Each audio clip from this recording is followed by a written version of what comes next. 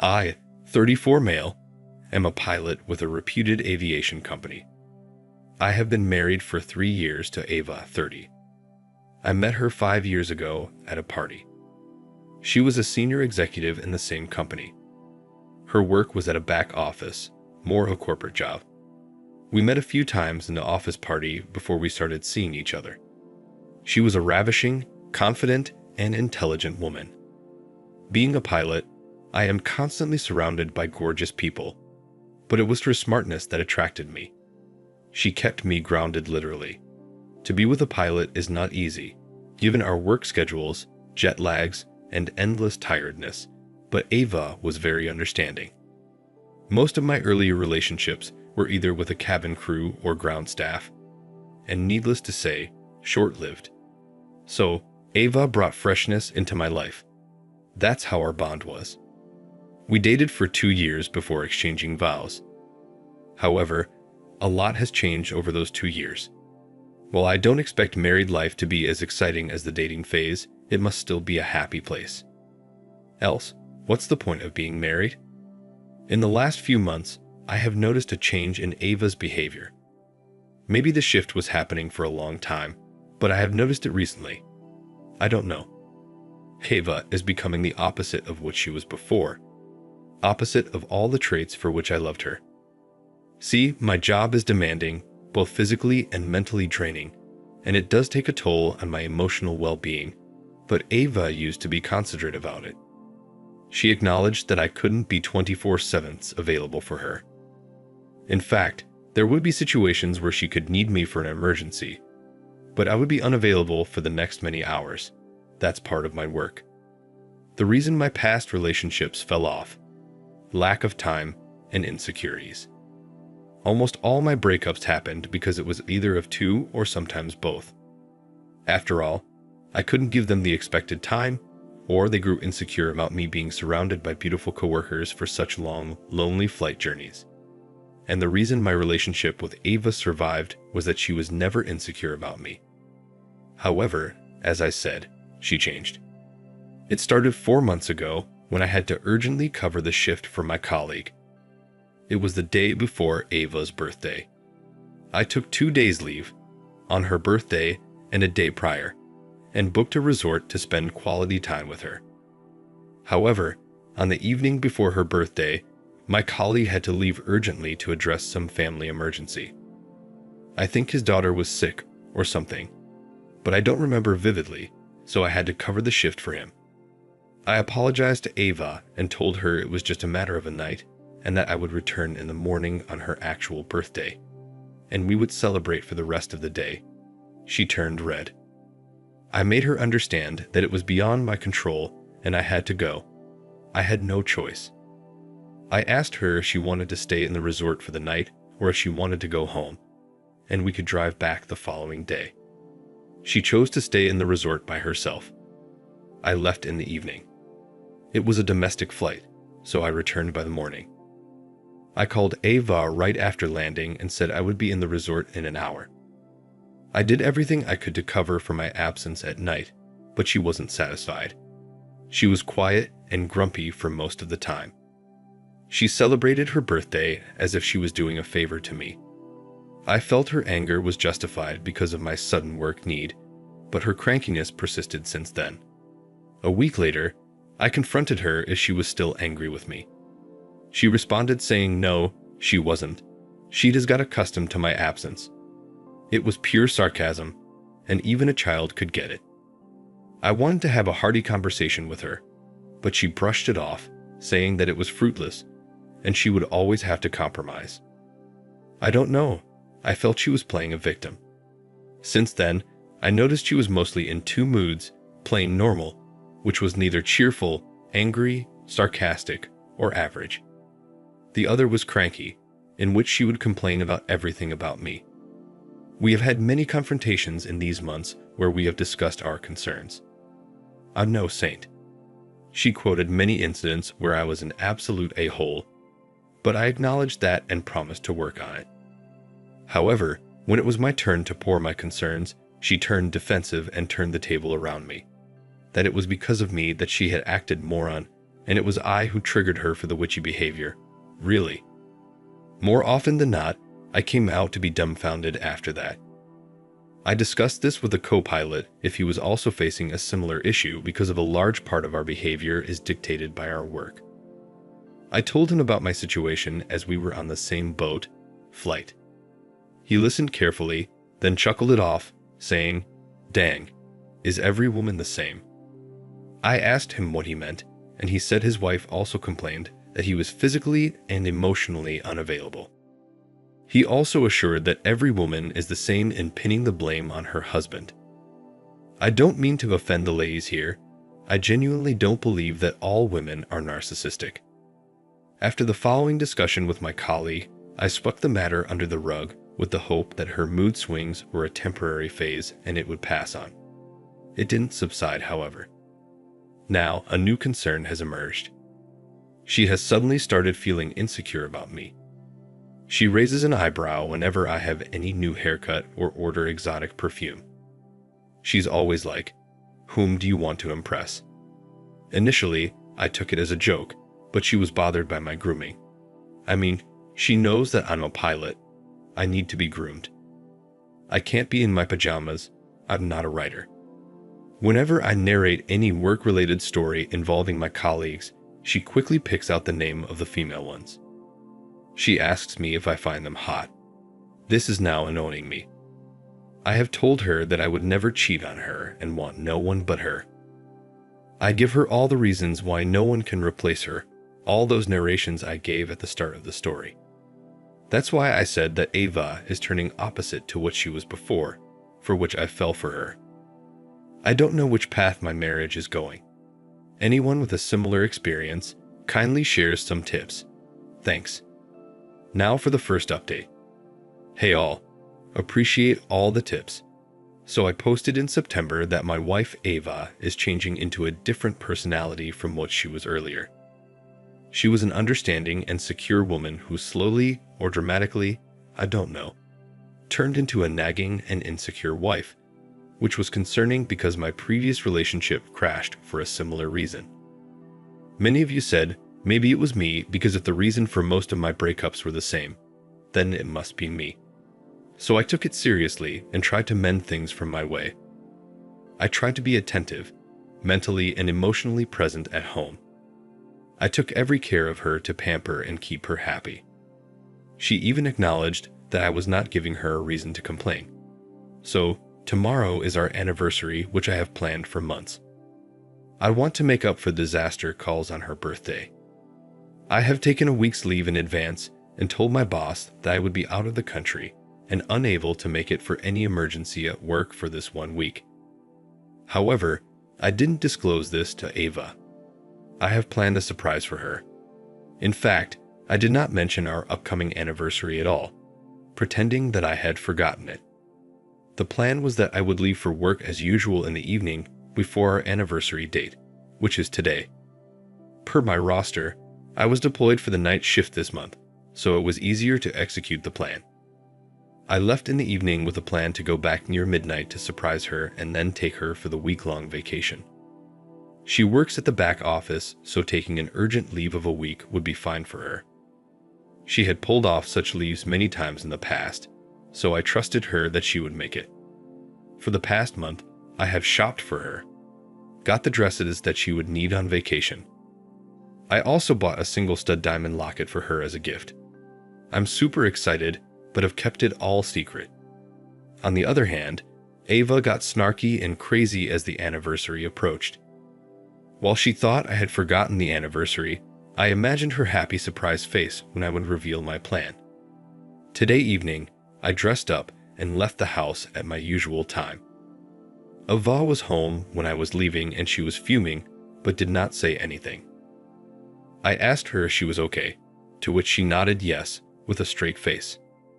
I was laughing inside, wondering what would have happened if I had actually forgotten. I came to a mall to get the extra toiletries for our travel. I'm currently loitering around to kill some time so that I reach around midnight. I bought some bouquets, cupcakes, candles, and everything I found cute in that store. It is still 9 p.m. and a few hours to go, so I'm using this time to update this thread. I'll keep you all posted about her reaction. Wish me luck. Now for the second update. I posted in September that my wife's attitude was changing towards me. I got the suggestion that it was probably me because all my previous girlfriends also had the same complaints. So I worked on it and planned an exotic surprise vacation for my wife on our anniversary. I posted about that in November, a day before my anniversary. Added the link if anyone wants to read the whole story. As planned, I left the mall around 10:30 p.m. When I reached home, I used my key to sneak into the house to surprise Ava. I sensed she was talking to someone as I entered the living room. I thought she was on the phone talking about me as to how I forgot her birthday. When I entered the room to surprise her with cupcakes and bouquets, she was lying naked. Yes, she gave me the shock of my life. I froze. She was stunned too. For a moment, I thought she had sniffed about my plan and hence had planned a counter-surprise for me. I was about to laugh and say, "You got me," when a man came out of the washroom, naked. It all happened in a fraction of a second, and none of us got the chance to say a word. I threw everything I had in my hand, choked that man, and asked him who he was. She ran and tried to free him. I grinned at my teeth and gave a criminal look to her. I actually wanted to choke her, but this man was in front of me, so I grabbed him. Gladly, I didn't choke her because it would have been a different discussion. I don't think she would have survived that. I was seething and uncontrollable. The guy somehow freed himself and looked at Ava like she should have ensured everything was in place before calling him. I wanted to punch him for his look, but Ava held my hand. The man took his clothes and left the house while dressing on the way.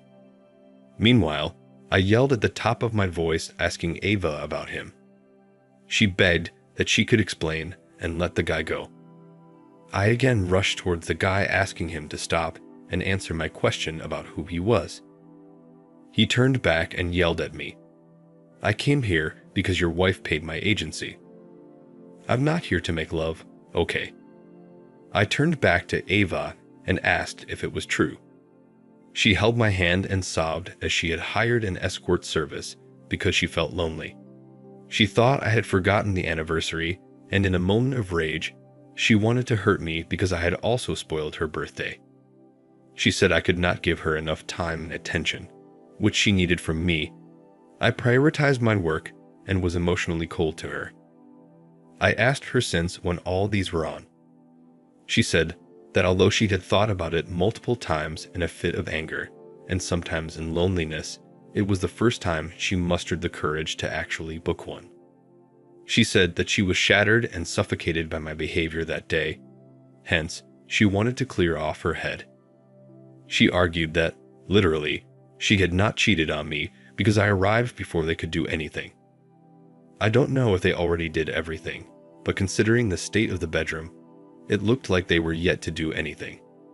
It's been a week since that day, yet I am unable to accept that my wife was about to cheat on me.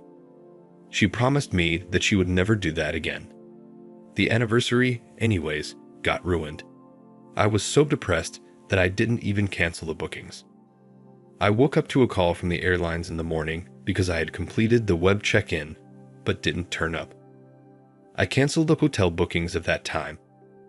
I locked myself in the bedroom for almost a whole day, drinking and passing out. I don't know what she was thinking that day, nor did I bother to check, but I know she was at home because of her occasional knock on the door with pleadings and begging. I knew I would die of suffocation if I stayed further in that room, so I called my boss in the evening and told him that my vacation somehow got canceled, and I wanted to withdraw my leave. He put me on the roster and I left for work the next day. I wanted to clear my head before making any decision.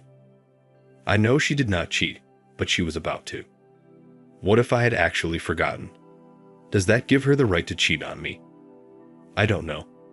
She's been pleading with me for one last chance and promising to do everything to fix our marriage.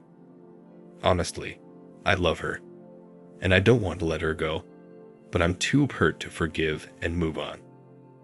I didn't discuss this with my colleagues or friends because they know Ava, and I don't want to ruin her reputation. Would appreciate any fresh perspective on this matter. Thanks. Now for the third update. Hi.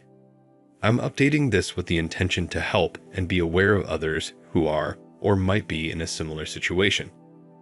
I've linked to my original post below. That incident disturbed me to the extent that I had to seek therapy.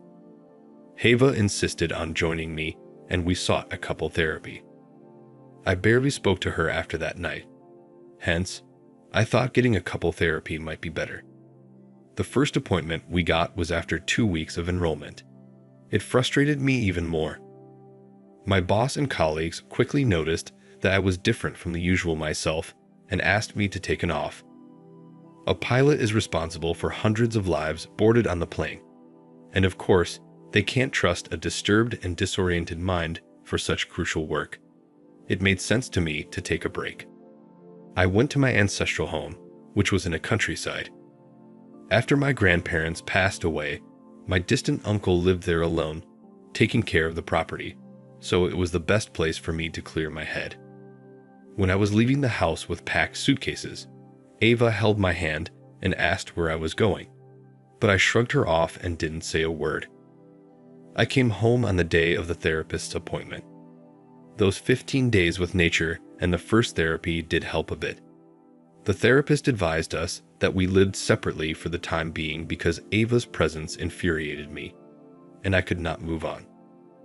Ava began nagging that she had nowhere to go except her parents' house, where she didn't want to go because her parents might sniff the trouble in our marriage. She insisted that I move out somewhere. Since I wanted to get rid of her ugly face, I rented a co-living space. In the second session, I went there with a much better mental space while Ava was distraught. She said that living alone was causing her mental breakdown and insisted I move back. I was still not over yet, so I declined. She promised to mend everything and work on her relationship, but I pushed off. The therapist intervened and probed her regarding her mental breakdown. Ava said that she loses her sanity when she is left alone. She wanted a companion, so she always had a roommate and had never lived alone. The therapist asked me if I could consider this and move in. I stood my ground and said I wanted more time by myself. That's when Ava erupted and opened up about how she was frustrated by my selfishness and how I always put my foot down. In a fit of rage, she admitted that on her birthday, when I left her for work urgently, it made her realize that she was trivial in my life. Hence, she slept with a bachelor who was vacationing in an adjacent room. Since then, she pledged to live her life for happiness as I do for my own. She has been having multiple one-night stands, paid and unpaid. The therapist asked if she felt guilty while doing it. She said she used to feel guilty, but then she reminded herself how I lived on my terms, so she too deserved the same right and happiness. The therapist asked if that gave her happiness. She answered that although it didn't give her happiness, it pulled her out of the loneliness for the moment. She also justified her actions in her head that I must be fooling around with my colleagues since I'm surrounded by glamorous females. I think that's when she started getting insecure. My initial reaction to her confession was evident anger, but it soon subsided as the therapist probed her. I was sitting there calmly, maybe because I felt pity for her somewhere down there. I'm not sure if she was really suffering from depression, or if she was making it up to cover for her sins. After she was done, I cleared the air that I would need separation because I definitely could not live with someone who had been cheating on me, whatever the reason. Not everyone works a 9-to-5 job and comes back home. There are jobs that are more demanding, but it doesn't give a license to the other partner to cheat. If that's the case, every army man's wife, mariner's wife, naval officer's wife, etc., should cheat. Ava further broke down on my decision, begging me to give her one last chance in our marriage, promising that she would do everything to make it work. However, I wasn't moved. I'm sorry, I might sound rock, but I clearly cannot stay with someone who cheated on me and justified it with her made-up story that I too might be cheating on her. We went home and I called her parents because she was inconsolable and unwilling to accept my decision. I promised her I would not expose her truth. That was the peak I could do for her. Her parents arrived within a few hours, and I explained to them that we were separating because of our incompatibility due to my work schedule. They were shocked at my news because, until then, we were perceived as a happy couple. However, Ava's breakdown made them suspicious that she wasn't on board with the decision. Her father noticed it and questioned Ava if she agreed with what I said. Guess what? She said no. She said that she wanted to stay married and work on the relationship. I was amazed. Her parents raised their eyebrows at me, saying that how was it a mutual decision when she wanted to stay married? I told them she had a problem with my work schedule, and we clearly had no solution until my retirement. It came so easy for them to suggest to me to change my profession or take a ground role. Like, really? I might have considered this option if this discussion happened before she cheated. Now I can't give up my profession because of a cheater, right? I was left with no option but to reveal the truth to them. Her father was flustered and said I was making it up to get rid of his daughter. I insisted Ava speak up, else I would have to go legally and involve the therapist. She finally spoke up, and as usual, she was narcissistic and pinned the blame on me. That it was because of my selfishness. It was because of my emotional unavailability. She was forced to do it. Her father asked her mother to pack Ava's belongings but didn't say a word to me afterward. Ava begged her father to convince me, but he was unruffled. I filed for the divorce the next day, and the proceedings are still on. I'm writing this not with any other intention but to create awareness amongst people in demanding professions. I'm not asking that you hire PI on your wife immediately, but be careful, brothers. Thank you for watching. Like, comment, and subscribe if you enjoyed the video. Until next time, I'll see you again. Take care.